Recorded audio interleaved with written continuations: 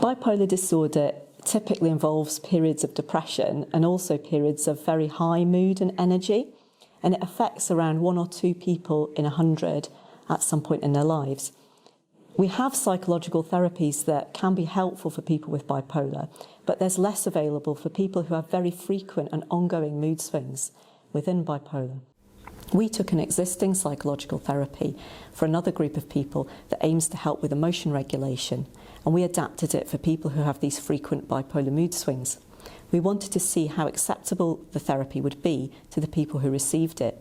We also wanted to do a sort of test run to see if a future larger trial to see if the therapy worked would be possible and useful. In our study, half of our participants received the new therapy. The other half carried on with their usual NHS care and didn't receive the new therapy. The therapy lasted for around 6 months. Everyone in the trial was in the study for around 15 months, and over that time they were invited to complete some questionnaires every so often to see how the two groups were doing.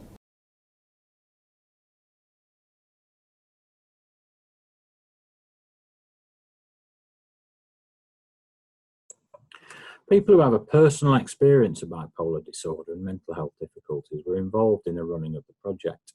Throughout the project, we used our lived experience to help shape and improve how the project and the intervention worked, and our ideas were always considered carefully by the team, thereby including us, and became part of the thinking that helped develop the project, including the idea to make this video. Each of us has always had a slightly different perspective to bring, and this has meant a rich source of lived experience has been available to the project and the research team. We feel that they have made very good use of that resource. The therapy involved attending 16 group sessions and also some individual sessions with a therapist. In the therapy, people learned skills and ideas for managing extreme mood states, as well as for dealing with some of the situations in life and with other people that can set these mood states off. To support this, there was home practice as well as handouts. We also had a smartphone app. So, you took part in the study, thank you very much. What interested you in becoming involved in the first place? Well, I've had hypomanic and bipolar issues all of my adult life.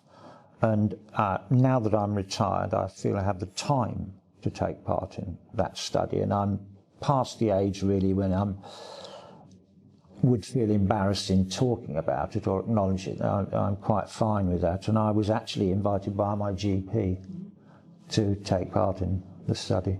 And taking part in the ThrIVe study, looking back on your experience, do you feel like you learned anything from it?